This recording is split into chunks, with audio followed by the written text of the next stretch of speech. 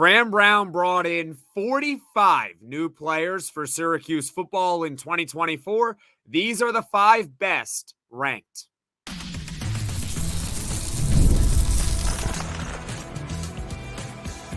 You are Locked On Syracuse, your daily podcast on the Syracuse Orange. Part of the Locked On Podcast Network, your team every day. Hello, everyone, and welcome into Locked On Syracuse. I'm Jackson Holzer, and thank you for making us your first listen of every single day here on the Locked On Podcast Network, where it's your team every day, and we're free and available wherever you get your podcasts. And on today's show, I already told you guys the number off the top. Fran Brown brought in 45 newcomers for Syracuse football in 2024. 26 of them freshmen, 19 transfers. This episode is ranking the 5 best players that are new for Syracuse football. But before we get to the ranking, we're going to go over 3 offensive newcomers, 2 defensive newcomers, including one of them that may surprise you. And then at the end, we're going to get to the final list. Today's episode is brought to you by Gametime. Download the Gametime app, create an account, and use code LOCKEDONCollege for $20 off your first purchase. Terms apply. Download Gametime today. What time is it? Gametime. All right. 45 new players for Syracuse football, and only 5 of them are going to make this list. Let's start off with the 3 players on offense, and I don't think any of them are really going to come as a surprise. Actually, 2 of which I'm not really going to debate. But then the third one, there's a lot of mixing and matching you can do. So let's talk about Kyle McCord, all right? Because that's the slam dunk obvious, one of the 2 best players that Syracuse brought in this offseason. He's a quarterback, of course, the starting quarterback this upcoming year. In his last year of college eligibility, he was a 4-star transfer from Ohio State and a former 5-star recruit in high school last year with the Buckeyes. Nearly 3,200 yards, 24 touchdowns, 6 interceptions, and a near 66% completion percentage. He also had a top 10 quarterback rating in the country. And Ohio State, of course, had an 11-1 record last year. Their only blemish in the regular season was losing at Michigan, the eventual national champions. But you lose to Michigan and Ohio State, that's a huge problem.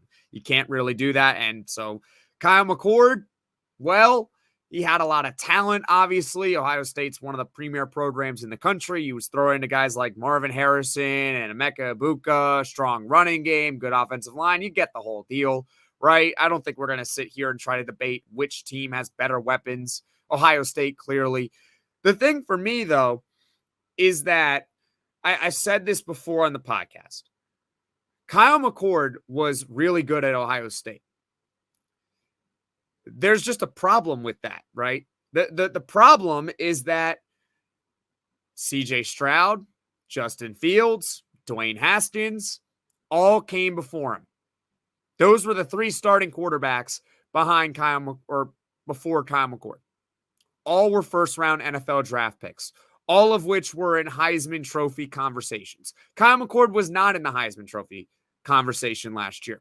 He was still really good, but he wasn't on that level. Ohio State clearly, for better or worse, thinks that they can do better, and so they're going with a new quarterback this season in Will Howard. We'll see how he does. I think Kyle McCord deserves a little bit more respect, though, from the national pundits out there. I think he was good. He's just a victim of the fact that Ohio State has had some crazy quarterbacks come through the last few years. They really have. 3 consecutive first-round NFL draft picks. That's not even including Joe Burrow, who was there, who had to transfer to LSU because he couldn't get on the field there. They've had some crazy quarterback talent, crazy wide receiver talent. But I think McCord's going to have a good year. And when I was on Q Sports Talk recently, I said that if I really had to give a quote-unquote bold prediction, I already kind of gave a few throwaway ones on yesterday's podcast with Elijah Clark and Justin Barron saying they'll record 2 interceptions. My bold prediction really here is I think Kyle McCord's going to be second team all ACC this upcoming season. I have high hopes for him. I think Miami's Cam Ward is the favorite. He was the preseason all-conference quarterback. I think he's going to cash in on that. maybe he's a first-round NFL draft pick. But second team All-ACC, I say, is Kyle McCord. Because while he doesn't have the same weapons that he did at Ohio State, first of all, he doesn't have bad ones. Oronde Gadsden's really good. LaQuinn Allen's an all-conference back. We get the old. They have good weapons in Syracuse. It's not Ohio State. I digress. He is playing in an easier conference, and he does have a quote-unquote easier schedule than he did at Ohio State, all right? I know that the Georgia Tech game looks a little bit tougher than it did, just 48 hours ago or 72 hours ago, whatever it is, whenever that game was. I know it looks tougher, but at the end of the day, Syracuse isn't facing, unless Miami wins the national championship this year, they're not facing a team that's going to win the national championship. All right? They're not facing Michigan. They don't have to play Penn State or any of those teams. I have high hopes for Kyle McCord. So he leads the offense Newcomers. Now, his number one wide receiver, keywords are wide receiver, not tight end, is Zeed Haynes. 6'1", 170 pounds, a 3-star transfer from Georgia. And just recently, it was released that Zeed Haynes, as expected, the wide receiver 1 for this team. He's not really proven, just being completely frank with you all. But we did see a really strong spring game performance with 6 catches for over 70 yards and a 38-yard touchdown to go along with it. The potential is definitely there. This was a transfer from Georgia that was once a 4-star recruit. He redshirted in 2023, but all of a sudden he hits the transfer portal, and now he's a 3-star because he couldn't get on the field as a true freshman at Georgia. I don't know why he was only a 3-star transfer, but I have high hopes for Zeed Haynes. I think he is going to lead all Syracuse receivers in yards. That's where I think he's going to lead all Cuse receivers. And remember, keywords are receivers or wide receivers, not tight end, because I think Gadsden will pace everyone in receiving stats. But in terms of solely talking about wide receivers, Zeed Haynes will lead them in yards. Not necessarily catches, because I do want to see how he is underneath. I know he's a burner. I saw it at the spring game. I just want to see if he can maybe do a little bit more. But nevertheless, he's going to have a great opportunity as this team's wide receiver 1. And in third, there were a lot of players I was thinking of for this one. But at the end of the day, I went with Savion Washington, 6'8", 320-pound tackle with 2 years of eligibility left. He is a 3-star transfer from Colorado. Last year at Colorado, he made 9 starts, which is solid for that's a Power 4, Power 5 program, whatever you want to call it, in Colorado. And he was their started. Yeah, he started at right tackle for them. He had a Pro Football Focus grade, which you could take for whatever it's worth, but with offensive linemen, there really aren't a lot of stats out there you can grade them on, so I used Pro Football Focus for it. He had a grade on a scale of 0 to 100 of nearly 70, which is solid. And I've called him a breakout candidate on this podcast, and the reasoning for that is because, A, he's huge, 6'8", 320 pounds. He's big, right? And number 2, he already has a decent sample of quality play. So he doesn't really have to break out all that much. Like the progression is certainly possible. It's there. He started 9 games at Colorado and was pretty good. So if he takes another step forward, now all of a sudden he has an outside chance of being an all-conference player. I'm not going to go on record and say, yep, Savion Washington is an all-ACC player in 2024. What I will say is he definitely has an outside chance if he can take a step forward. So I think he is the 3rd best offensive player that Fran Brown was able to bring in this offseason, and overall a top 5 player that Syracuse football brought in. Now, coming up, we're going to talk about the 2 players on defense that made the cut that are newcomers, one of which is expected. You know I'm going to say his name. I'll say it in the next segment. The other one, I think, is going to surprise you. I love going to live sporting events, and it doesn't really matter what the sport is. I just love the energy in the building, and the way I get tickets for games is by using Gametime. Gametime has a new feature called Gametime Picks that makes getting tickets for your favorite live events even easier. Gametime Picks filters out the fluff to show you only incredible deals on great seats, so you don't have to waste time searching through thousands of tickets. My favorite feature is the curated deals. Curation makes it easier to save more on sports, concerts, comedy, theater, etc. Take the guesswork out of buying concert tickets with Gametime. Download the Gametime app, create an account, and use code LOCKEDONCollege for $20 off your first purchase. Terms apply. Again, create an account and redeem code LOCKEDONCollege, LOCKEDONCOLLEGE for $20 off. Download Gametime today. Last minute tickets, lowest price, guaranteed.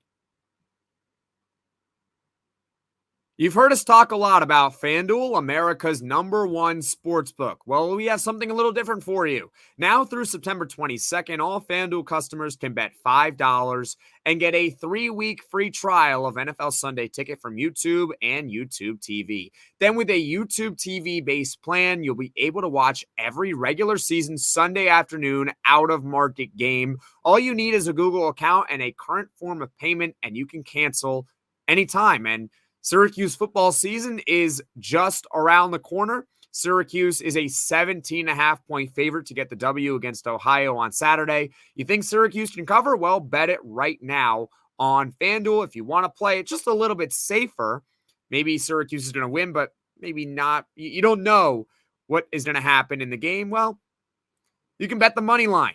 The orange is money line. They are the favorites at minus 1,100. Just visit FanDuel.com/lockedon to download America's #1 sportsbook.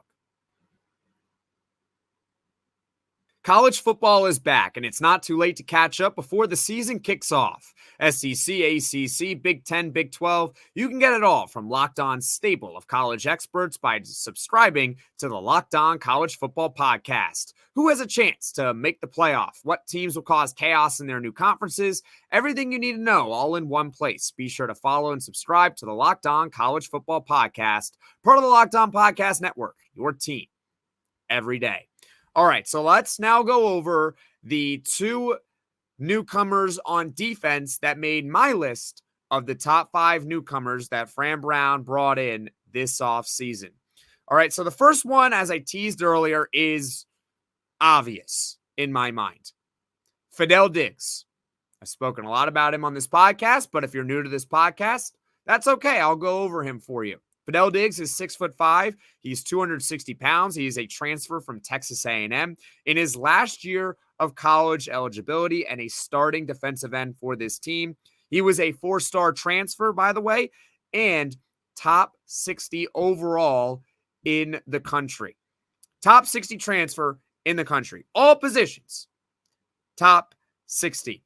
On Texas A&M last season, he was second on the team in tackles for loss with 11, and he also had 4 sacks, which is not bad, but I think we're going to see even more from Fadil Diggs. He is the premier player on the defensive line for this team in just about 5 days. The premier player is Fadil Diggs. I'm going to say right now that he's going to definitely have more than 4 sacks, assuming he stays healthy. Let's go with 7. All right, I'm not going to say 10, but we'll go with 7 sacks. So he'll set a career high. He'll nearly double it. It was 4 last year. He's in more of a prominent role at Syracuse in an easier conference than the SEC. Fadil Diggs is in line to have a monster season and put the whole country on notice because, as I said, he's a top 60 overall transfer in the nation. But wherever you look, he's not on any of the lists, any lists. If you look at on Twitter or wherever you want to go, the best defensive players in the ACC, you'll see some Syracuse names on there. You will. You just won't really see Fadil Diggs. It's really odd. Even in a video game, he's given an 81 overall, which was like 12th on the team. He's not the 12th best player on the team. He's much higher than that. I think he's the 2nd best player on the team. All right? So I think with 7 sacks, he is going to put the whole nation on notice. All right, so that's Fadil Diggs. Now, this next name, this is the one I've been teasing for a little bit, may surprise you because it stems from the depth chart that was released on Monday. Marcellus Barnes. How about that? How about them apples? Or oranges? How about them oranges? All right. 5'11", 165-pound corner from Chattanooga, Tennessee. He is a 4-star recruit and top 30 overall cornerback in the country for his class. He is a true freshman, but man, is he good. Defensive backs coach Joe Schaefer said that he is extremely mature. He conducts himself like an upperclassman, which is good. You want to see that maturity from a true freshman. Over the last few weeks, if you've been following along this podcast or doing some research of your own, you knew that Marcellus Barnes was in competition to potentially be a starter at corner for Syracuse this upcoming year. That was obviously really encouraging to hear and to read and to cover. Did I actually think he was really seriously going to win one of the starting jobs? Not really, because he was in competition with Devin Grant, who was all MAC last season at Buffalo. So I was leaning more towards some more experience. But I am pleasantly surprised that when the depth chart came out on Monday, that Marcellus Barnes, the wording is a little weird because it says that it's either Marcellus Barnes or Devin Grant, but Marcellus Barnes, his name popped up first. So he may just be one of the starting corners on this team, opposite of Clarence Lewis, who appears to be the starting cornerback 1. That is highly, highly impressive. So I'm going to say Marcellus Barnes because maybe he's not the 5th best right now. We can say that it's actually Clarence Lewis because he appears to actually be the number 1 corner on this team. But I'm going to say Marcellus Barnes because I think he's got so much potential. So much potential that he could be, by maybe midway through the season, if he's playing well, the number 1 corner on this team. It's possible. So, yeah, maybe that's a little bit bold. Maybe it's too soon to anoint him, but I think he's one of the 5 best players. I'm going to put him ahead of Clarence Lewis because I just think he's got more potential. Sound good? All right, cool. So those are the 2 defensive players, Fadil Diggs and Marcellus Barnes. Now, coming up, we're going to rank them all 1 through 5. Tired after lunch? You're not alone. In fact, research shows that more than 70% of us hit the wall after lunch. Let a 5-hour energy shot help you leap over that wall instead of crashing into it. With 0 sugar and a convenient portable size, it's the perfect pick-me-up for getting stuff done. The 5-Hour Energy website has flavors galore like watermelon, tropical burst, grape berry, and more. There is a flavor for everyone. Try them all. On the site, you even have the option to build your own 12-pack or 24-pack. You choose the flavors, and it is delivered right to your door. If you go to 5hourenergy.com, that is the number 5hourenergy.com, and get some 5-Hour Energy product today, you can use my promo code LOCKEDONCFB to receive 20% off your order. This offer is only available until September 30th. On one order and cannot be used with other promotions. The code is not good on subscription orders. Go to 5hourenergy.com today. Once again, Fran Brown brought in 45 players this offseason. 26 freshmen, 19 transfers. And now it's time to rank the 5 best newcomers for Syracuse football this upcoming season. First and foremost, let's go over the 5 players once again, in case you missed it. We got Kyle McCord, Zeed Haynes, Fadil Diggs, Savion Washington, and Marcellus Barnes. Those are the 5 players that we're going to be ranking here on this final segment. Number 1, it's close, but I'm going with Fadil Diggs because he was the higher-rated transfer. I think he is one of the premier defensive ends in the ACC, and I think he's in line to have a really strong season and put everyone on notice like I mentioned. He's going to be in a more premier role than he was at Texas A&M, even though he was very good with the Aggies. At Syracuse, he's going to stand out as a beast for this team. I think 7 sacks, and if he has 7 sacks like I think he will, he's the best newcomer that Syracuse brought in. In second, I'm going to go with Kyle McCord. I don't really think it's debatable between the top two. It's Fadil Diggs and then Kyle McCord. Kyle McCord is good. He's solid. He might be the best quarterback that Syracuse has had in a decade. He gets a bad rap because he was at Ohio State, and let's be honest, he lost to Michigan, and he's not a first-round NFL draft pick. But he is a capable Power 4 starter. In fact, he's more than that.